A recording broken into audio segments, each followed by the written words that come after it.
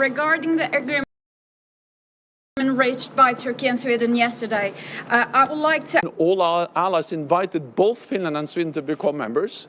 Then Finland was ratified a few months later, and Sweden obtained this invitee status after the decision in Madrid, and now also their accession will be ratified. So this has been fast, and that demonstrates the unity and the resolve and the commitment of NATO allies to demonstrate that NATO's door remains open.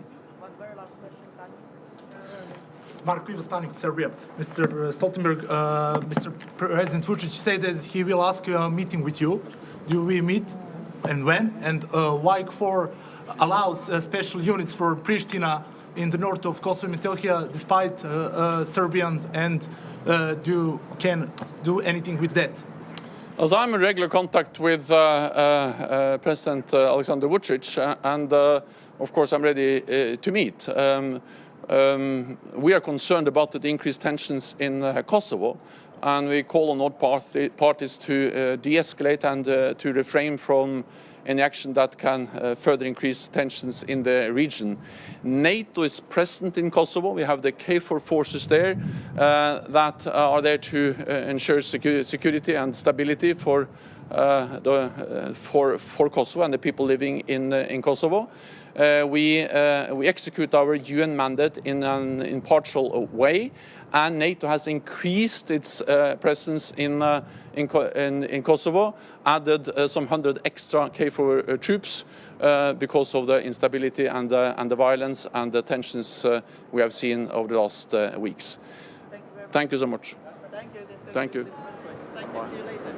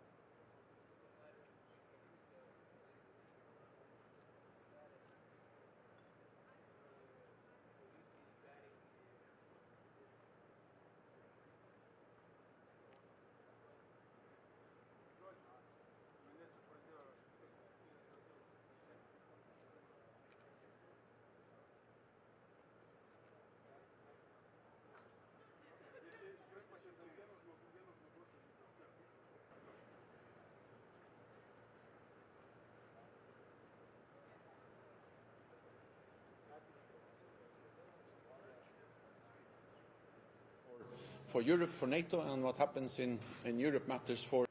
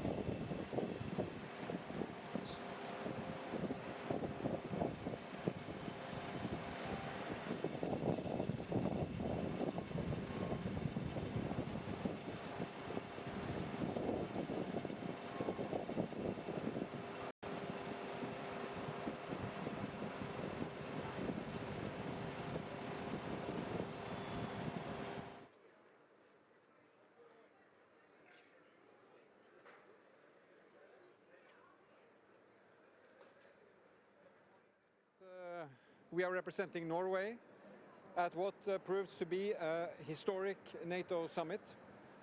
I would first say that few countries in NATO will be more touched by the fact that Sweden is now becoming a member. And for the first time in modern history, the entire Nordic region will be inside NATO. And that has profound positive implications for the way we plan our security, our defense, and how we will contribute positively to NATO. NATO is a threat to none. This is an organization of collective security which will be enhanced by Swedish membership. Secondly, it is historic because we will now approve updated regional plans and updated regional structure, command structure, and we will secure the funding of NATO operations. That is a result of hard work in the entire alliance. And finally, we will reconfirm our support to Ukraine. Norway has committed a 5-year program of support to Ukraine militarily and in the civilian and economic sphere. And we hope to see this meeting issue a very clear prospect to Ukraine that their future lies in NATO, that we enhance our cooperation, and that the first meeting of the Ukraine NATO Council will underline that political dimension. So this is indeed an historic meeting, and we will make every effort to contribute, as Norway has since 1949. Prime Minister, how close to an invitation are we getting in the summit? Well, I think this will be consistent with the pledge made in 2008. Ukraine has the prospect of becoming a part of the NATO family. While war is raging in Ukraine, we have to support every effort to end that war and that Ukraine can defend its sovereignty as a democratic free nation.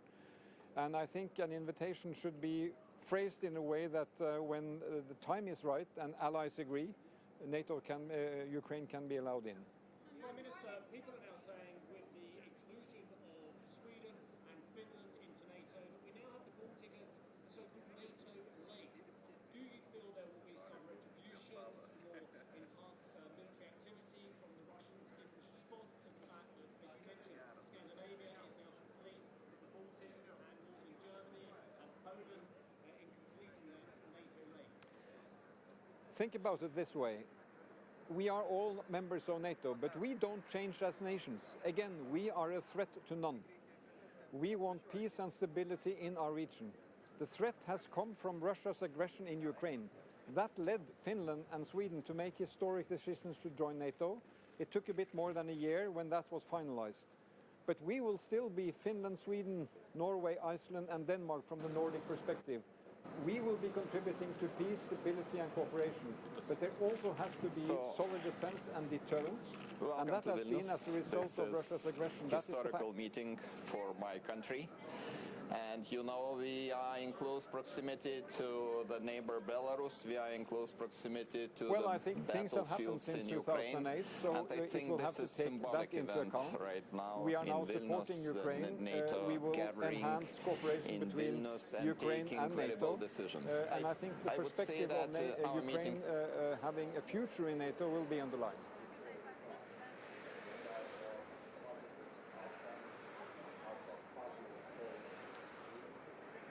Well, there are discussions in the G7 sector of having security guarantees, assurances. That is outside NATO, but I expect that to be discussed also here at the summit. Thank you.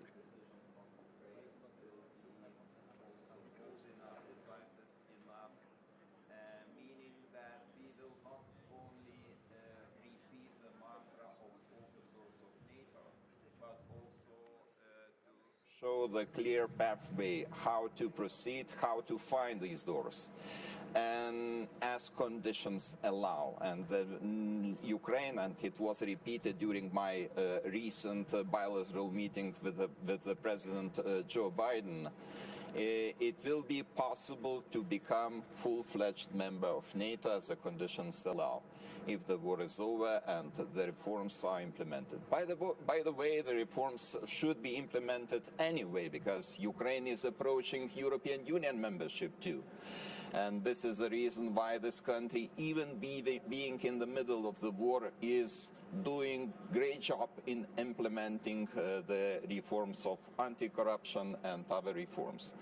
The defense investment pledge, 2% as a bare minimum, 2% as a floor instead of ceiling. Very good decision, and we are all on board, and Lithuania is showing the example, because our spending on defense is already 2.5%, and we intend to increase it in the future.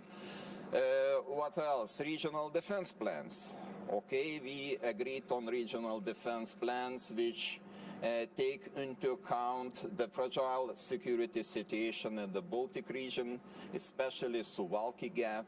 I think this is very important to have the decisions to assign the necessary forces, to have the prepositioning taking into account situation in this region. You know, Lithuania is sandwiched between Belarus on the one hand and Kaliningrad, heavily militarized region of Kaliningrad. And this Suwalki Gap is a small line, narrow line between those two adversaries. So we should not let our adversaries to cut off the NATO support coming, and we have to defend each inch of our territory, and I am just sure that we will be able to do that in unity. But the unity should be decisive, unity should be productive, and I hope that Vilnius summit will be the example of productive unity. Yes. How close to an invitation is Ukraine getting today? I hope there will be invitation to proceed, not just open the doors of NATO right now, because then we have the discussion about the activation of Article 5. But very clear signal at not repeating the old formulas of Bucharest summit. I think we will do more. First of all, we will remove member actions plans, maps. Then we will create institutional framework for closer cooperation between Ukraine and NATO, meaning that tomorrow we will have inaugural meeting of Ukraine NATO Council. So all this shows that we do enough in order to send a positive signal to our brothers and sisters Ukrainians, and I hope that these decisions, these news coming from Vilnius will just increase the fighting spirit and moral spirit of them, and we will be persistent, we will be tough enough to support Ukraine until the victory. President Alzada, is enough being done to support the eastern flank, to support Lithuania, Poland, all the Bucharest 9 countries from the bigger powers who are, quite frankly, slower to militarize? Well, the support is there, but sometimes, of course, we would wish support comes faster. The decision making should be quicker, especially reacting to what is happening in the proximity of Lithuania, especially Belarus. And I mentioned to President Biden that Belarus really becomes issue. And this is not like Belarus in, let's say, in 2020. Now we should not have any illusions. This country is not independent anymore. This is one more gubernia of Russian Federation. So Russian military forces, the Belarusian territory is fully available for Russian military forces to plan the operations against Ukraine. The recent announcement that tactical nuclear weapons will be placed, will be deployed on Belarusian soil is in the stage of implementation. We know that, and this is only the matter of time when they will finalize it. Then instrumentalized migration is going on. Yes, this is not like it was 2 years ago, but still there. So all this as a complex shows that security situation in our region is not stable, is not improving, is deteriorating. And I hope that we will bring this news, this understanding to our allies, to our partners, and this will be one of the potential topics of our discussion today and tomorrow. Mr. President, thank you. Sorry, the line is waiting, so probably it will be possible to communicate, I think, in the future. But my colleagues are waiting for you. All the best.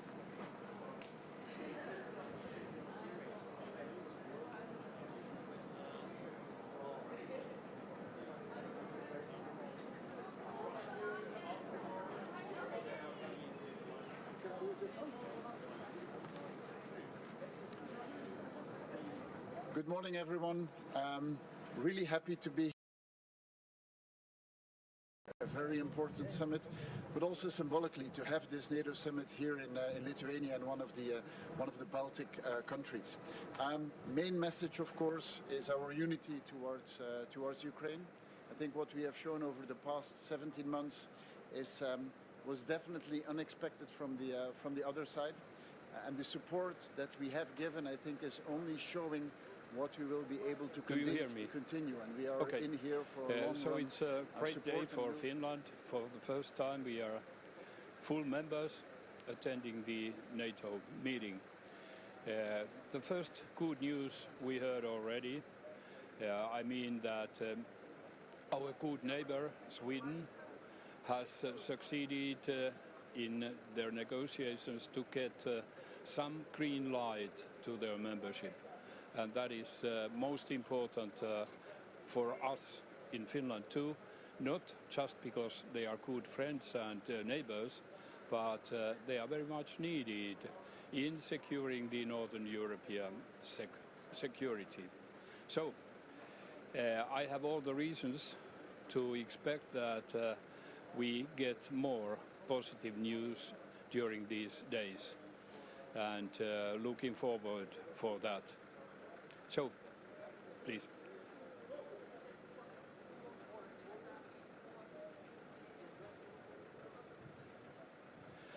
Se on selvästi vihreää valoa Ruotsille kohti jäsenyyttä, ja kyllä minä uskon, että tässä nähdään myöskin sitten käytännön toteutus.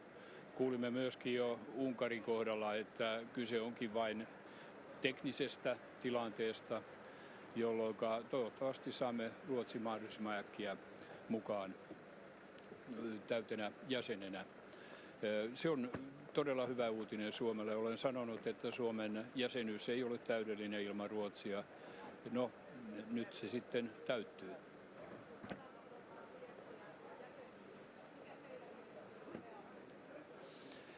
Ensinnäkin koko tälle kokoukselle on varmasti äärettömän tärkeää, että kyetään antamaan hyvin yhtenäinen ja myönteinen signaali ulospäin.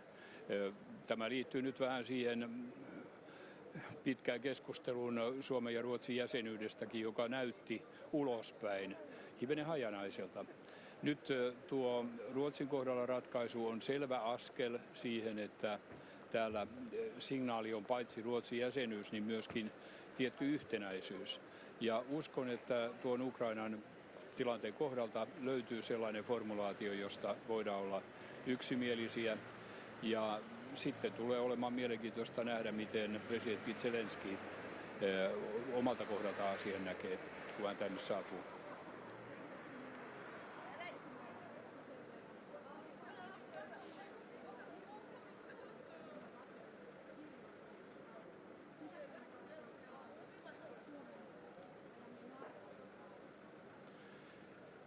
Minä olisin nyt sitä mieltä, että Suomen hallituksen voisi olla viisasta ottaa selkeä nollatoleranssin kanta rasismiin. Jos hallitus tällaisen kykenee ottamaan, niin se minusta olisi hyvä signaali myöskin maailmalle. Täytyy nimittäin muistaa, että rasismi ja mahdolliset ongelmat maahanmuuton suhteen ovat kaksi täysin erillistä asiaa.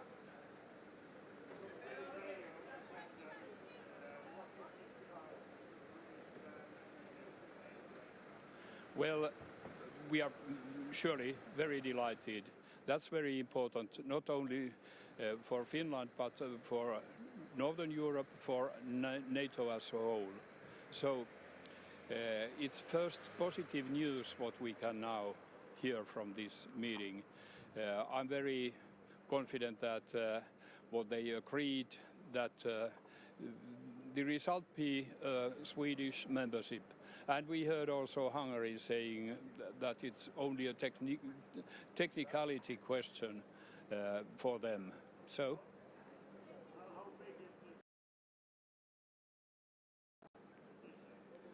I have said many times that our membership is not complete without Sweden. So nu det är fullständigt.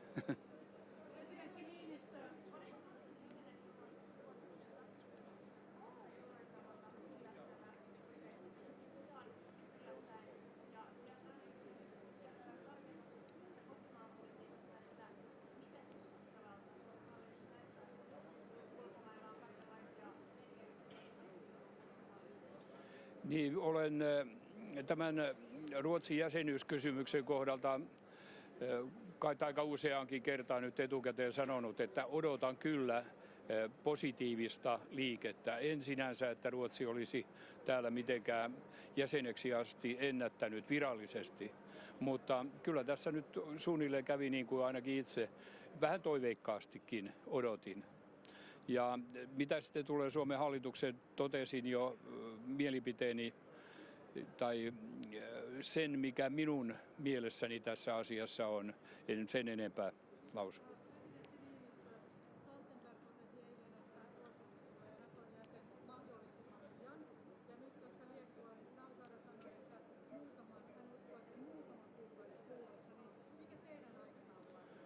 No, minusta kaikkein tärkeintä on nyt se, että meillä on vihreää valoa ja vielä tärkeämpää, että voimme luottaa siihen. Aikataulutus on sitten varmasti vähän tällainen valtio-opillinenkin kysymys sekä ehkä Turkissa että Unkarissa, mutta kyllä minä vähän ripeämpää aikataulua odottaisin kuin kuukausissa monissa.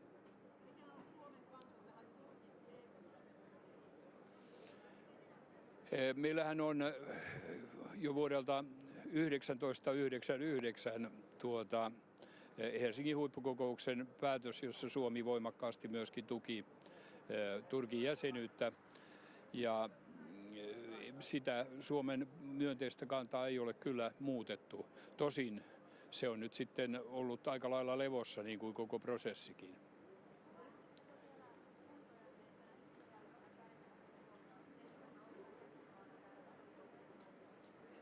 No me olemme tietysti kokeneet tässä vuoden mittaan jo montakin historiallista hetkeä, mutta kyllä ne aina säväyttävät ja totta kai, vaikka olen tässä kokouksessa moneen kertaan ollut siis kumppaniroolissa, niin onhan tämä nyt ihan toista. Upea tunne ja todellakin kiitos kaikille suomalaisille siitä, että me tällaisen ratkaisun osasimme tehdä juuri oikeana aikana.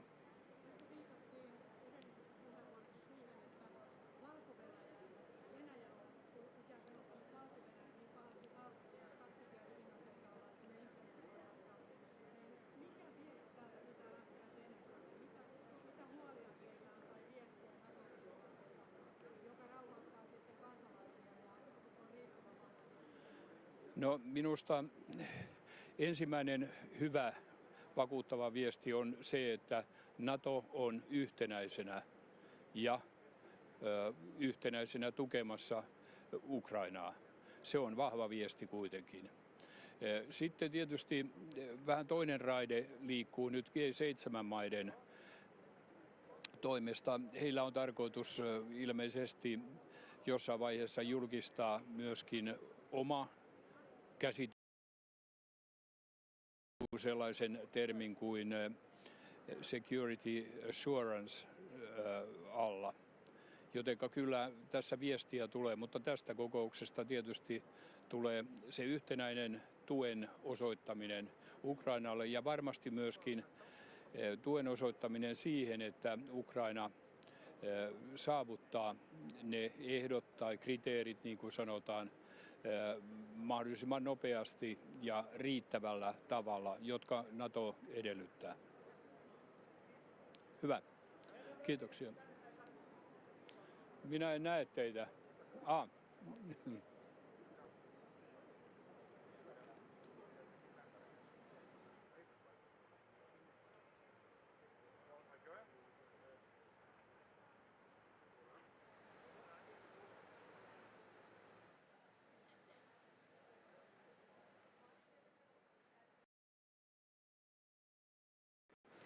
We are having this historical summit. First of all, we are again reconfirming that Russia is the biggest threat to NATO's alliance. And for that threat, we need to adopt new defense plans. And many of you know that before the Madrid summit, I was explaining in human words how the plans really work, or the plans we had that time work in practice.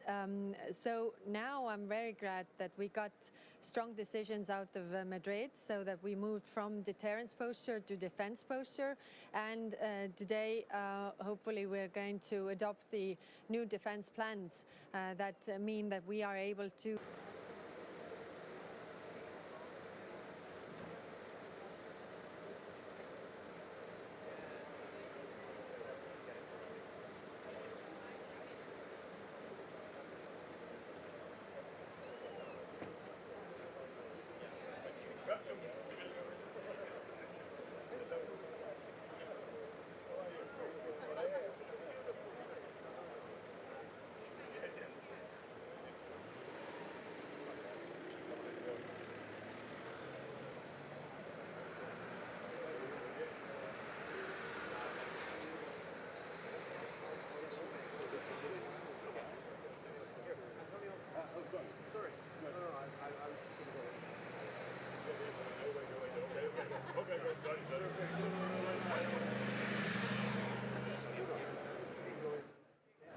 He would prefer to wait.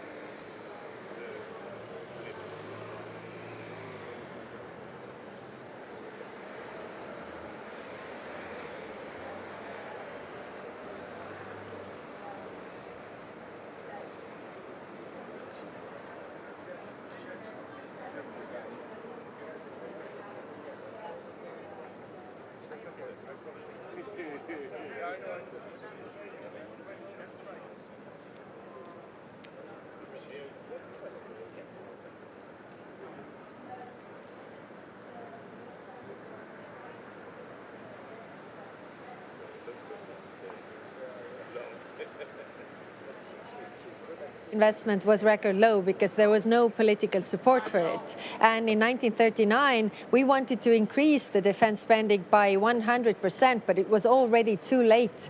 And with the defense spending, we can't act when the crisis is here. We have to act before, because that means procurement, that means production, and all of it. And when in 1988 all the allies were investing 2% to defense, it was because they felt that the threat is real. And now the threat is very real as the conventional war is going on. So I really urge all the allies to do it faster.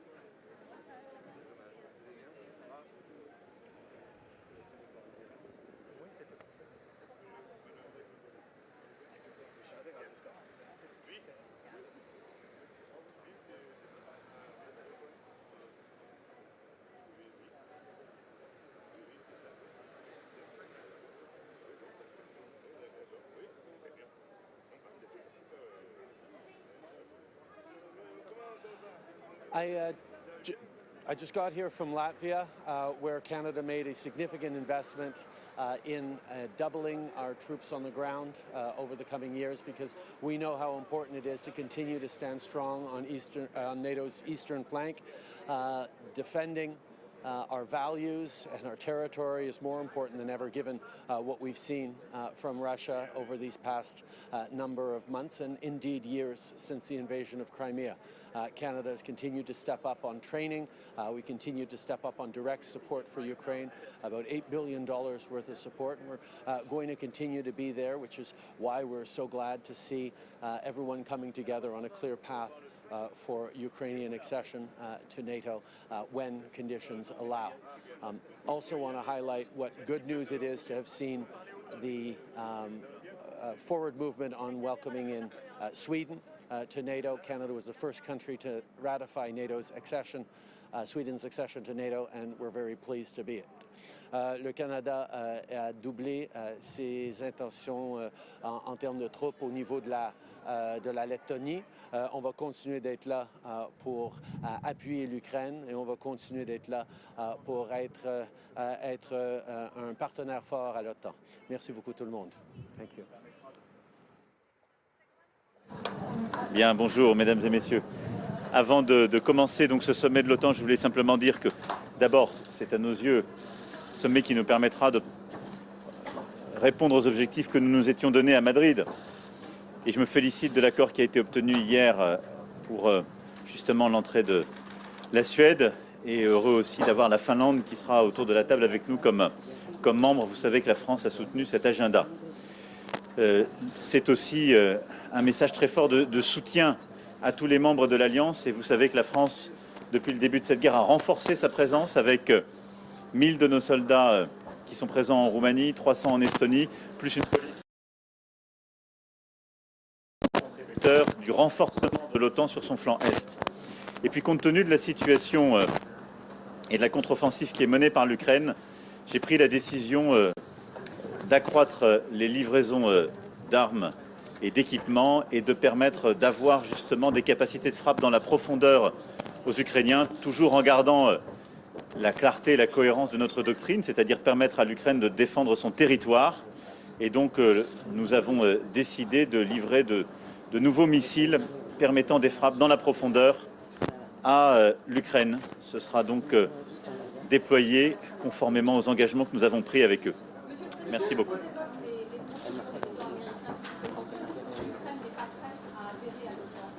Je pense qu'aujourd'hui, ce qui est important pour nous, c'est d'envoyer un message de soutien à l'Ukraine, d'unité de l'OTAN et de détermination à ce que la Russie ne doive emporter cette guerre. Et c'est la grammaire dans laquelle nous devons rester. Je ne vous donnerai pas de chiffres aujourd'hui, mais je vous remercie de traduire ainsi les termes que je viens d'évoquer. C'est ce qui a été décidé et nous répondrons aux besoins qui ont été exprimés par l'Ukraine. Merci beaucoup.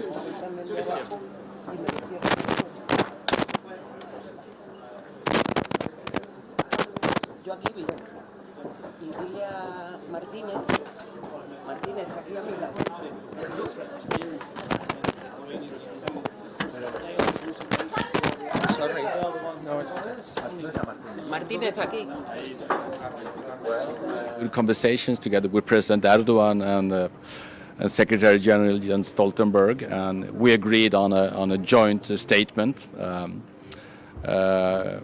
It's well known that Sweden, after 200 years of non-alignment, we seek common protection, but I also want all NATO allies to know that we also provide security, provide common security, and we are here for the long term.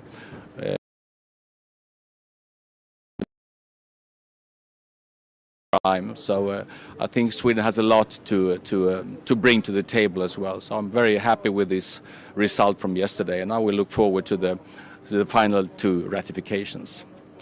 Sven.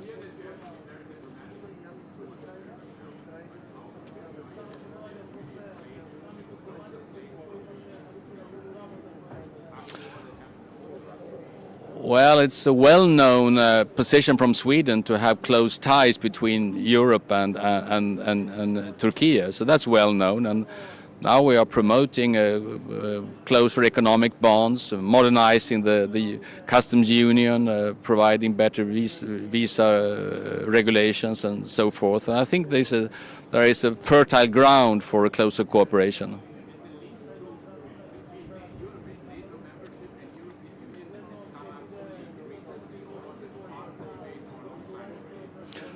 Well, I think it's, as I said, the Swedish position on cooperation between the EU and Turkey, that is decades long, so that's nothing new at all. And we just recently agreed within the EU on a wording that we, during the fall of this year, will restart talks about how to regain a better cooperation with Turkey. So nothing is new in that, I would say, but it's good. Yeah. Några svenska medier som vill någonting?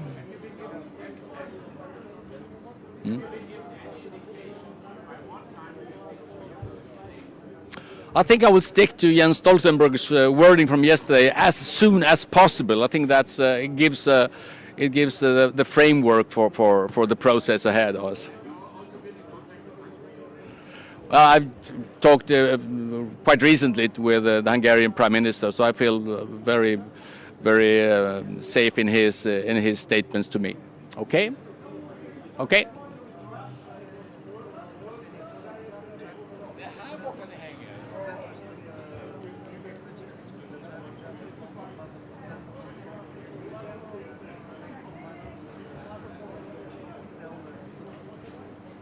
Донесена е голема одлука со тоа што Шведска ќе биде 32-та земја членка на НАТО после вчерасните успешни разговори помеѓу генералниот секретар на НАТО господин Столтенберг, председателот на Турција, премиерот на Шведска. Очекувам успешен состанок. Мојот ден денес ќе започне со билатерална средба со премиерката на Естонија, утре имам билатерална средба со премиерот на Грција. И секако одделни состаноци и со индопацифичките држави, наши партнери, со кои што ќе разговараме за глобалните аспекти на безбедноста и одбраната. Благодарам.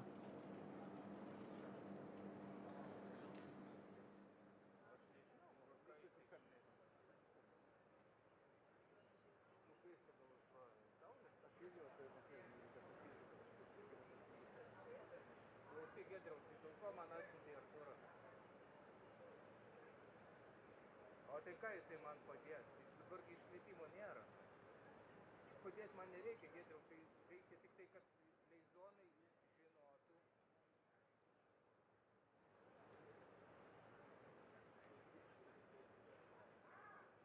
Tai gerai, nu tai aš jums perduosiu jam neoficialiai, kad jis norėtų. Gerai, gerai, mes susitarėm. Gerai. Nu tai kaip policijai praneštum, kad nu, čia išvykimas, ne per leizoną. Išvykimui tam buvo paruošta. Tai čia nuo atrofanos. Aš tai nužiūrėsiu. Atsistosiu kampe, kad to netrukdyti prie šito gražaus vietos, ne? Savo vaikų. Ne, operatorius. Jeigu tu reikės, tu... Dėl manęs, jeigu tu turi reikalų, tai savo reikalus palikti. Eitin. Aš tau sakau, jeigu tu turi reikalų... Daugiau nebūtų išvykimų. Aš nežinau. Tada pasižiūrėti tą... Jūs ištransliuokit savo policijai, kad jokio veikimo negali būti per leizoną. Ir dar va čia vienas dalykas būna kartais... Per toli atsistoja? Ne, per arti. Aš jums sakiau, kad palapinės kampas. Tai vienas čia sustojo už stabdį. Gerai, aš ten pas parodysiu, trupučiuką padėsiu. Ne, nu tai šitą stovi mūsų. Gerai.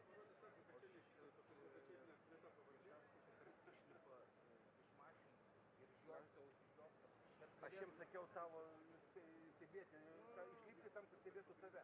Ką tu darai, ar tu davai, ar davai. Nu tai, žinai, kažką bet ne tą reikia.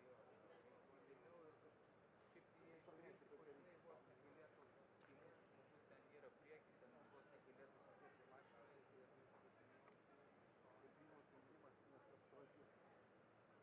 Sėdi mašinai, tavo žmogus pasitrauks, nestebės, kad stebėtų anėlino įlimo vat pareigimus. Jo veiksmas. Geriausiai. Ir stojam tolimiausiam kampe baltos žodžiai. Čia priėjimo metu. Taip, tai aš tada ten atsistoju į tą dalyką pabaigti. Gal padėti. Kad varnų nebūtų. Gerai, jau atėjau aš tikrai, mano atėjus tavo.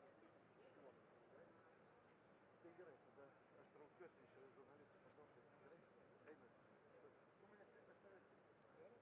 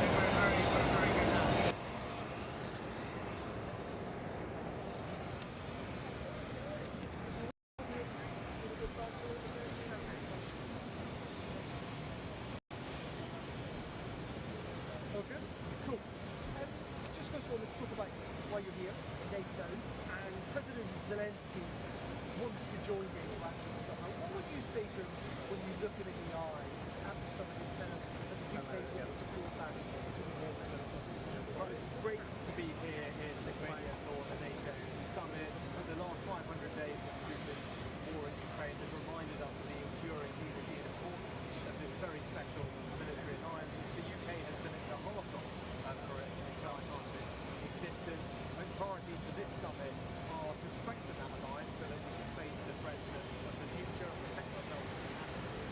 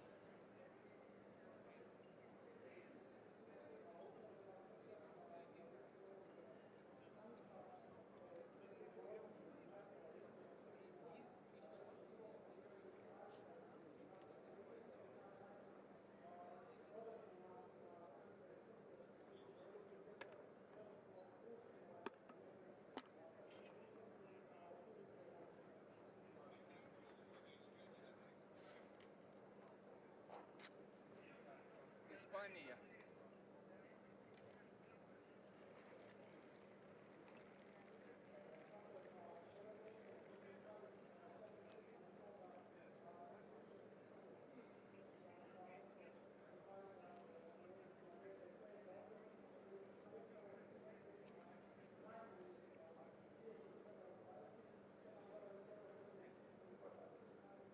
na to da neće više biti samo cilj dostizanje 2% izdvajanja u odnosu na BDP za odbranu, nego će to upravo biti negdje najmanji dio koji treba izdvajati.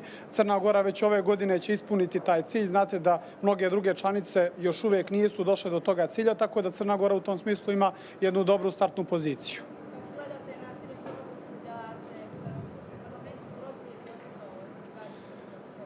Pa mi smo svi srećni što je upravo ovaj summit, prvi summit na kome Finska učestvuje kao punopravna članica, a upravo su i juče došle dobre vijesti sa sastanka između predsjednika Erdogana i predsjednika vlade Švedske, gdje je odmrznut proces ratifikacije ulaska Švedske u NATO, tako da ja očekujem da to u turskom parlamentu ubrzo bude i okončano, čime će Švedska postati još jedna 32. punopravna članica NATO alijanse.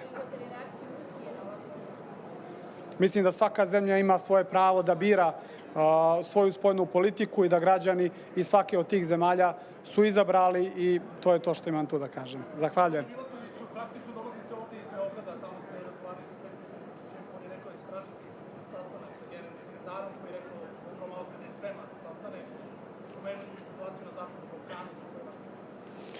Pa mislim da Crna Gora tu zaista igra jednu dobru ulogu zemlje koja promoviše mir i stabilnost. Zabrinuti smo sa situacijom i tenzijama na sjeveru Kosova.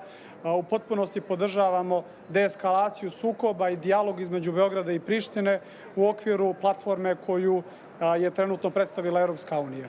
To sam upravo i rekao predsjedniku Vučiću i nadam se da će uskoro u potpunosti doći do rešenja na koristi Beograda i Prištine. Zahvaljujem.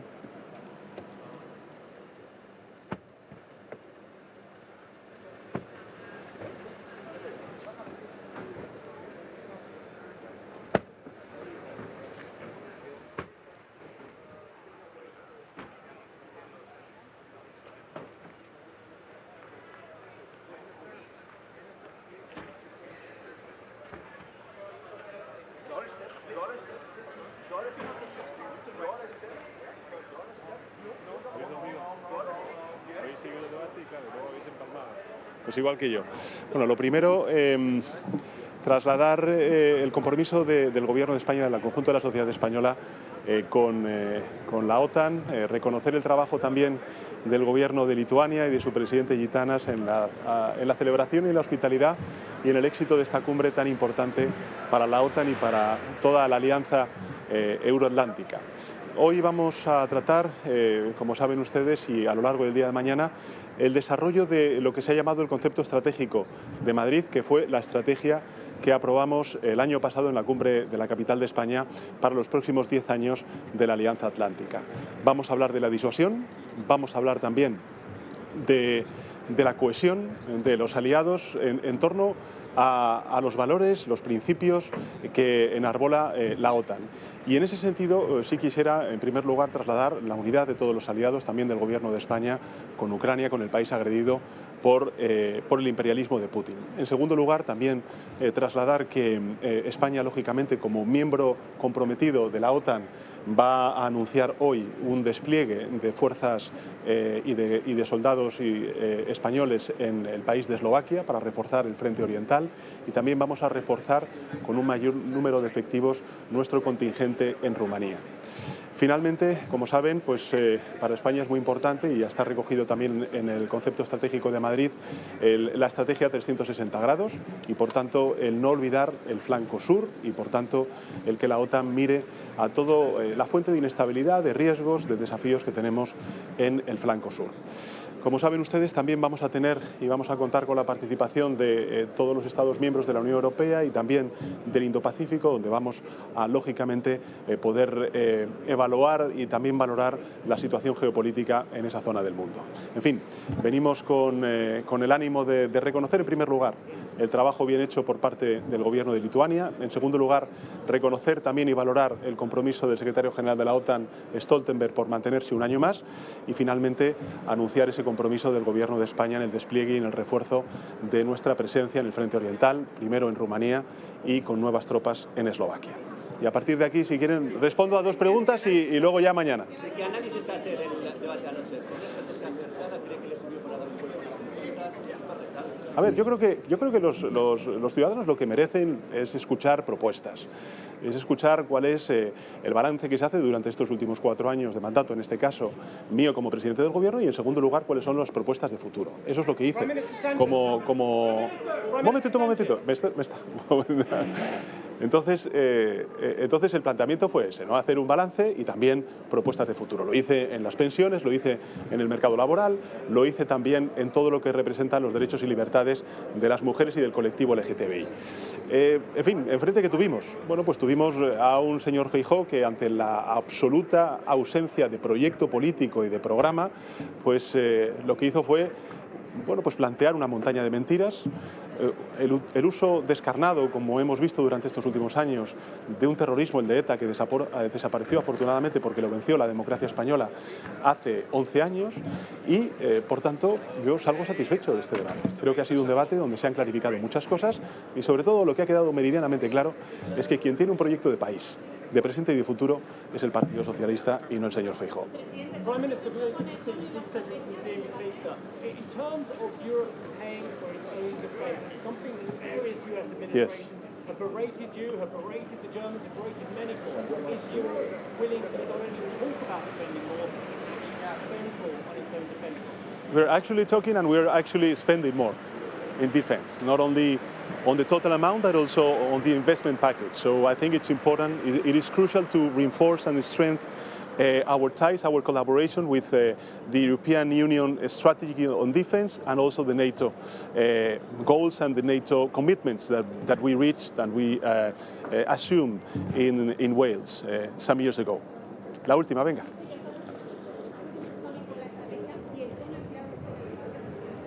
Yo estoy satisfecho, soy un político con convicciones, soy un político con determinación, soy un político que escucha, pero que también responde, sobre todo que responde ante las falsedades que se vierten ante el crecimiento económico, el número de trabajadores autónomos. Es que hasta incluso el señor Feijóo dijo que habían aprobado la revalorización de las pensiones, cosa que fue mentira.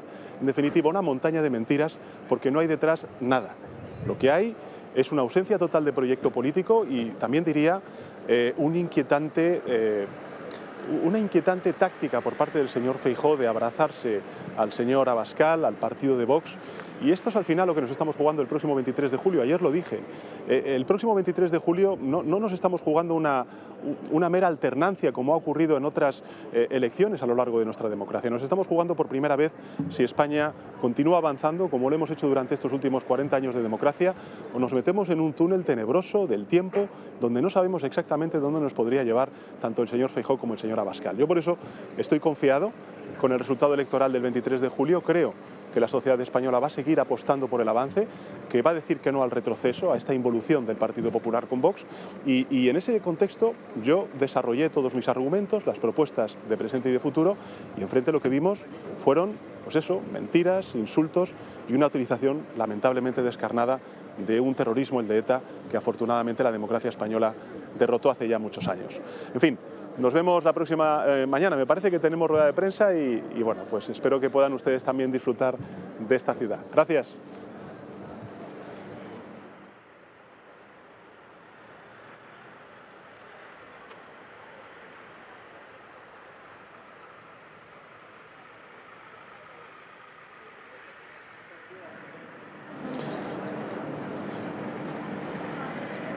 After more than 500 days of war that Russia is waging in Ukraine, NATO allies are coming together once again here in Vilnius, and I'm convinced that coming out of the summit today and tomorrow, NATO will be becoming even stronger. We're going to be approving very important NATO defense plans. These are plans that say how we will be able to defend every inch of NATO territory from the very first minute. Very important plans that we'll be adopting. Second, the strengthening of the eastern flanks, the commitments which were made last year in Madrid, they're now coming to fruition. As yesterday in Latvia, Latvia and Canada signed a bilateral roadmap indicating exactly how we will be moving up in Latvia to a brigade-size combat-capable force of the EFP. This is being duplicated throughout the eastern flank. And from Latvia's side, of course, we are making serious investments in our own defense. We're planning on hitting 3% of spending on defense in 2027. My finance minister says that if we move forward with the advanced weapons purchases, we could hit 3% as early as next year. So we have reintroduced conscription to increase the size and the capability of our armed forces. We are purchasing 3 new weapon systems simultaneously. This is air defense, coastal defense, and the HIMARS, the rocket artillery. And we are developing a new additional 25,000 hectare large training area in the south of Latvia to complement all the other training areas and to be able to, of course, to host the additional NATO forces which are present. I think it's very important that we all recommit to the 2% floor, but I think as we look to the future, it's quite clear that 2% will probably not be enough, and we will have to go above and beyond as Latvia is already doing. And finally, the big question, I think, on many people's minds is Ukraine. From my point of view, it's very clear that for peace and lasting stability in Europe, we need Ukraine to be part of NATO. Russia only understands strength, and we must be strong, and that wall must be very clear, and that wall would mean that Ukraine is within the NATO family. Regarding the next couple of days, I think it's important that we take some concrete steps to move in this direction, that it's very clear that this direction is being undertaken, and that we as NATO allies send a strong enough signal to our Ukrainian friends and partners. Not only do we need to, of course, to continue to supply them with ammunition, with weapons, with money, with humanitarian aid for as long as it takes for them to win this war, but we have to think seriously about what happens afterwards and how to ensure a lasting peace. I'm convinced that's the only way to secure that lasting peace. But today, I'm convinced that as we go into the room, we will come out even stronger than we are today. Prime Minister, is there an appetite from European nations to get to the 2%? I hear your aspirations for bigger north of that. I see what the polls.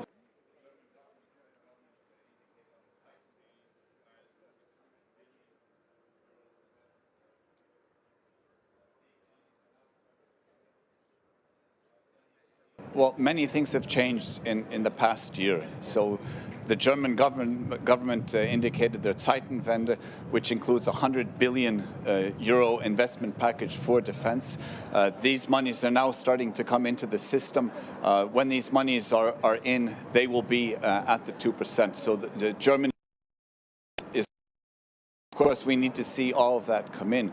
But the thinking around the room, around the table has changed since everyone sees that Russia is not only a theoretical threat, it is a very real threat right on our doorstep. And we must be strong, and Russia must understand that we are not only strong in words, but strong also in capabilities.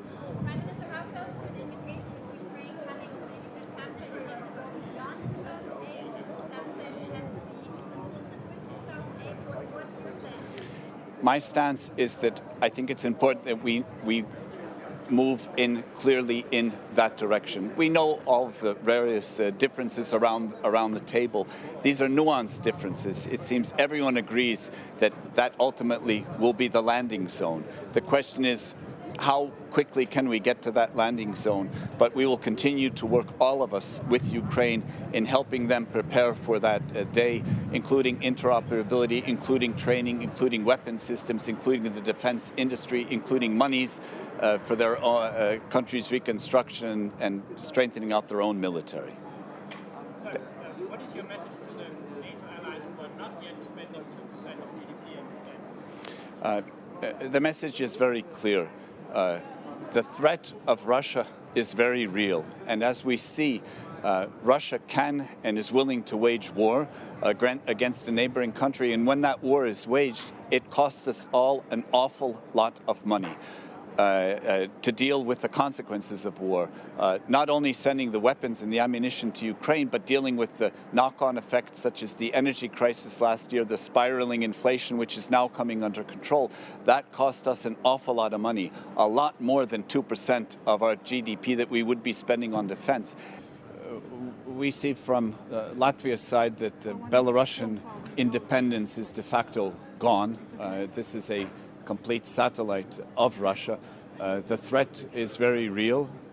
We keep a very wary eye on everything along our southern border. We work very closely together with the Lithuanians and the Poles, so we have a full situational awareness, and we will continue to support the Belarusian democratic opposition, and I am convinced that eventually that opposition will succeed. History is on their side. We just have to get through this section, this part of time together. Thank you.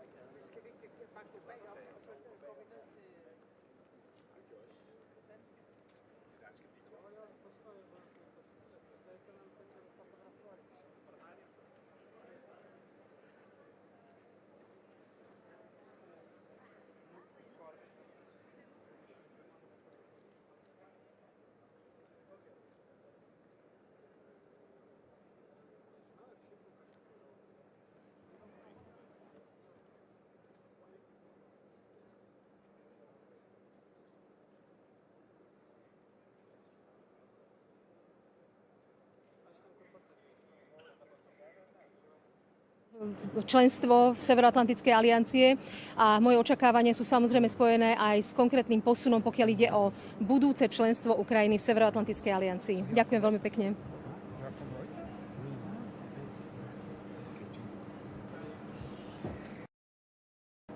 Thank you very much.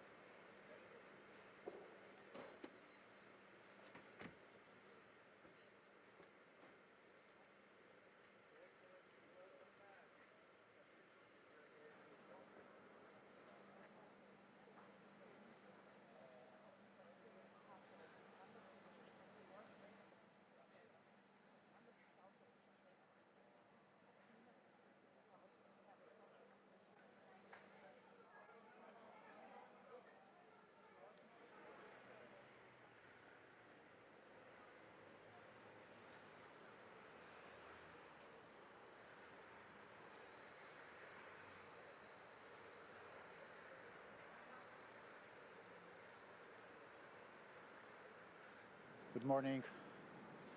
I hope that we will have very effective and decisive summit.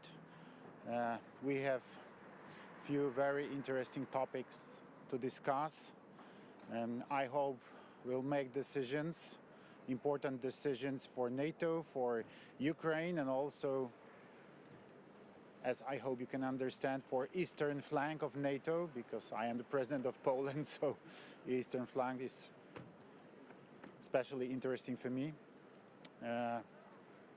And that's the most important things.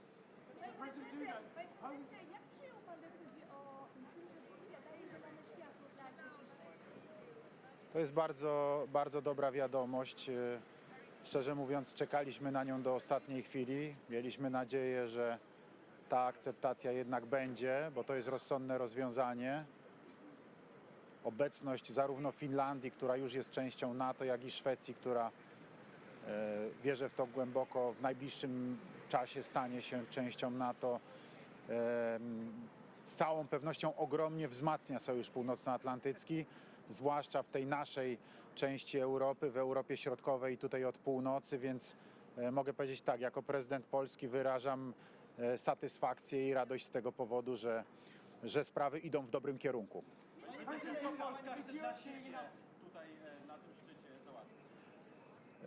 Polska na szczycie NATO jest częścią Sojuszu Północnoatlantyckiego. Sojusz Północnoatlantycki musi być jednością. Polska nie załatwia nic dla siebie, tylko dla NATO, dla wschodniej flanki NATO, także dla państw bałtyckich, dla innych państw, które są naszymi sąsiadami właśnie w tej wschodniej części.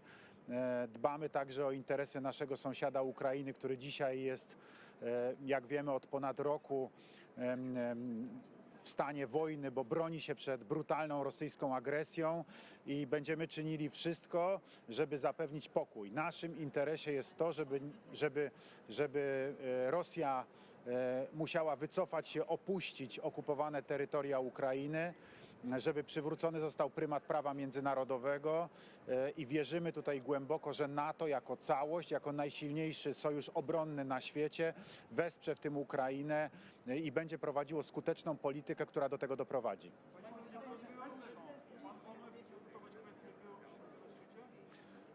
Tak, chcemy przedyskutować oczywiście kwestię bezpieczeństwa wschodniej flanki NATO i generalnie państw NATO jako takich, Europy, no ale nie tylko, bo mamy zapowiadaną od dłuższego czasu przez prezydenta Putina relokację taktycznej broni nuklearnej rosyjskiej na Białoruś. Mamy zapowiadaną relokację najemników grupy Wagnera, rosyjskich najemników grupy Wagnera na Białoruś. To razem zmienia architekturę bezpieczeństwa w bezpośrednim sąsiedztwie NATO i z całą pewnością to wymaga dyskusji i wymaga także decyzji ze strony NATO.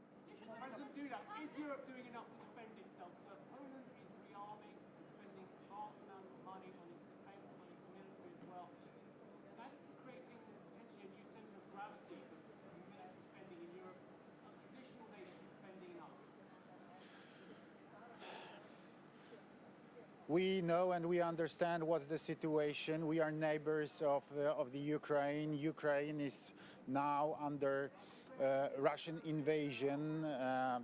There is terrible war. We know what it means. We have millions of Ukrainian refugees in Poland. So I think I can say that all Poles, Polish society, understand and we have to spend more for our defense, to increase our military capabilities, to increase our defense capabilities, and this is crucial now, so that's why we made these decisions. Mr. President, how do you estimate the efforts of Ukraine on its way to NATO if she does enough? I have one message. We should establish straight and clear path for Ukraine to NATO. And that's all.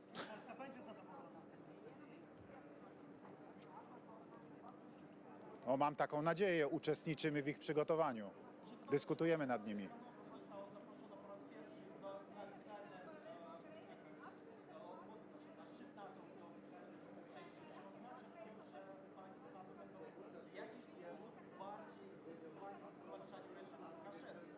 myślę, że to jest czytelny znak tego, że państwa demokratyczne, państwa wolne, które tworzą Sojusz Północnoatlantycki, chcą wolnej, suwerennej, niepodległej Ukrainy i wspierają dążenia społeczeństwa ukraińskiego do tego, aby takie państwo mieć. No, przepraszam, białoruskiego oczywiście. Dziękuję bardzo. Thank you.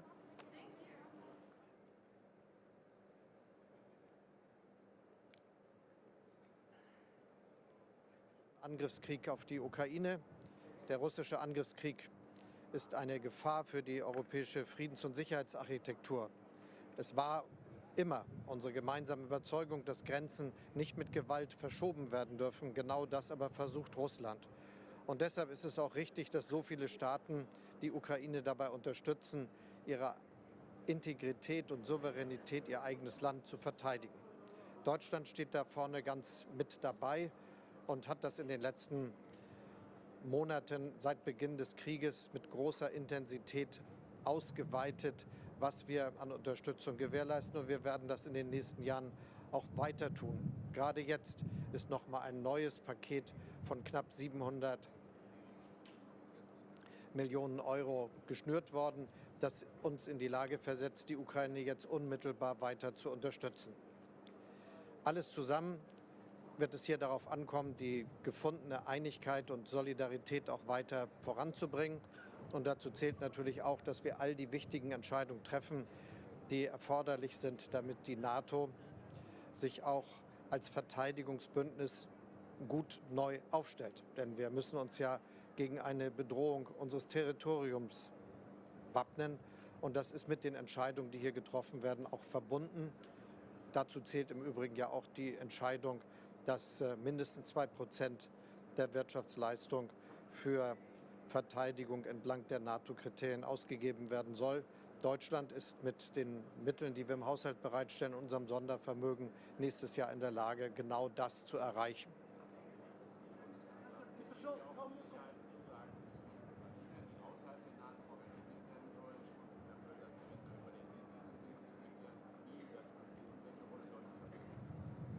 Für uns ist von Anfang an wichtig, dass es Sicherheitszusagen für die Ukraine gibt, die nach einem Frieden wirksam sein können.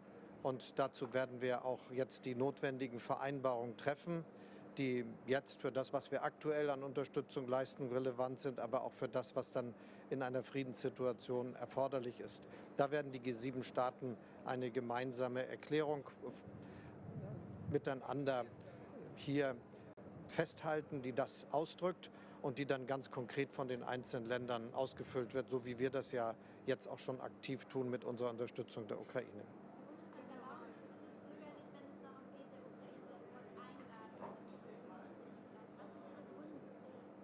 Es ist ganz wichtig, dass wir hier eine gemeinsame Entscheidung treffen als NATO zu der Frage, wie das, was wir in Bukarest kann.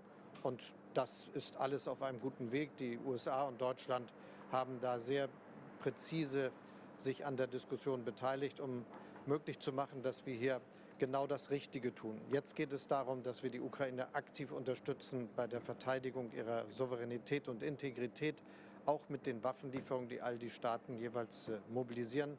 Deutschland ist ja nach den USA der zweitgrößte Unterstützer der Ukraine. Und wir werden das ja auch in Zukunft sein. Das gilt dann um die Sicherheitsgarantien, die Frage, wie das sich für die Zukunft entwickelt. Und dann ist es natürlich wichtig, dass wir auch genau die Schritte beschreiben, die sich entlang der Frage, wie sich das Verhältnis weiterentwickeln kann, auch bewegen. Dazu zählt ja im Übrigen auch jetzt die Entscheidung, dass wir die Zusammenarbeit zwischen NATO und Ukraine mit einem gemeinsamen Rat vertiefen. Herr Schulz, is Germany finally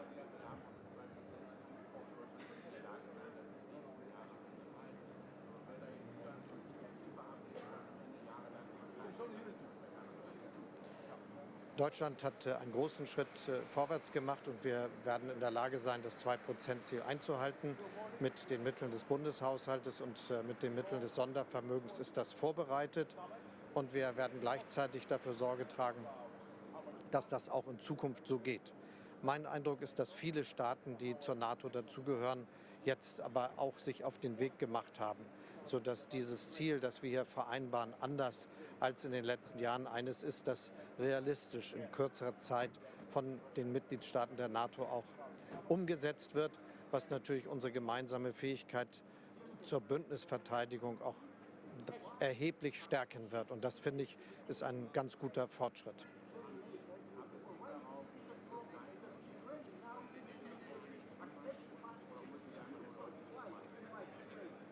Wir haben beim letzten Europäischen Rat Beschlüsse gefasst, wie wir die Beziehung zwischen der Türkei und der Europäischen Union weiterentwickeln wollen und dazu auch die Europäische Kommission aufgefordert, Vorschläge und Berichte vorzulegen, damit wir das voranbringen können.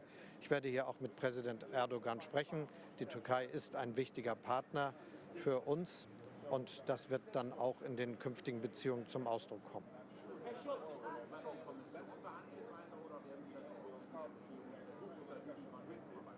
Es ist eine Frage, die auch ganz konkret, wenn ich mich mit Präsident Erdogan hier treffe, eine Rolle spielt, wie wir unsere Beziehungen weiterentwickeln können. Und wie gesagt, ich habe mich sehr dafür eingesetzt, dass der Europäische Rat entsprechende Entscheidungen trifft, was ein Neuaufsetzen der Zusammenarbeit mit der Türkei betrifft.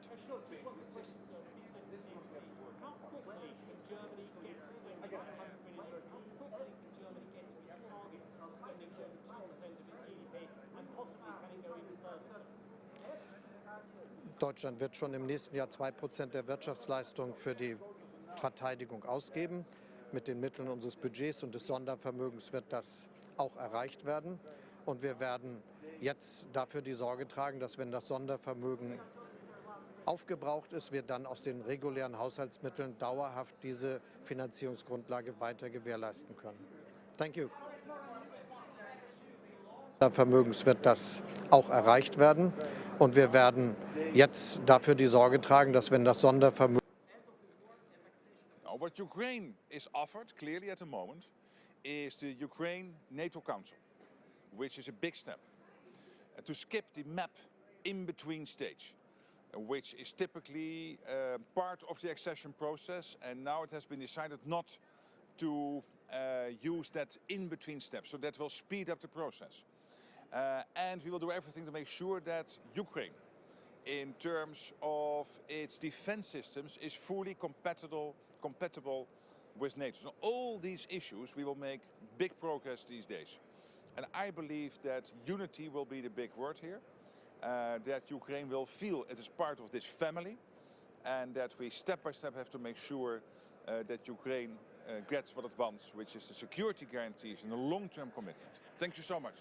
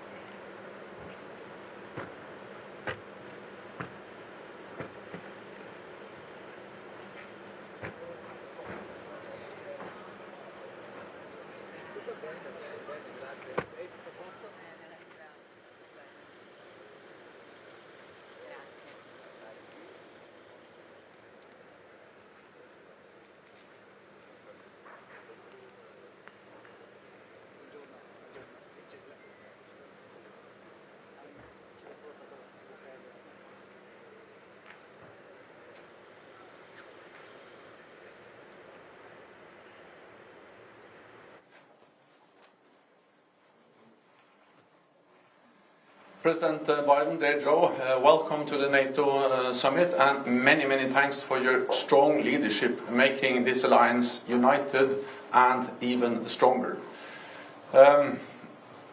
This summit is already historic because the agreement we made yesterday will make Sweden a full member of NATO. And that will make our alliance even more capable of defending all allies. At this meeting, we will also send a clear message to Ukraine that we stand by them as long as needed, and also that we agree on the united and positive message on the path forward for Ukraine and membership for Ukraine. Another major message from this summit will be that we need to invest more in our defense. And we will agree a new defense investment pledge, where we state clearly that 2% of GDP for defense is a minimum. The good news is that European allies and Canada are stepping up. This year we have new numbers showing that they have added 8.3% in real terms for their defense budgets. This is record high. And that demonstrates that allies are delivering on their commitments. So once again, Mr. President, it's great to have you here at the NATO summit. It's good to be here, and thank you. Continue to deliver. As I've made no mistake, the press is not at all surprised. I've been touting the fact that I think it's really important at this critical moment in Ukraine, in the whole NATO issue, that you continue to lead NATO. You're trusted. No one knows the situation that we're facing better than you do. And this is a historic moment. The adding of Finland and Sweden to NATO is consequential. And your leadership really matters. And we agree on the language that you proposed relative to the future of Ukraine being able to join NATO. And we're looking for continued united NATO. They've heard me say, my American president heard me say many times, I still think that President Putin thinks the way he succeeds is to break NATO. I'm not going to do that, especially with you as leader. So thank you for willing to do it. Thank you so much. Thank you. Thank you. Thank you all. Mr. President, what is your role in getting Turkey to agree? Mr. President, why weren't you at the signing?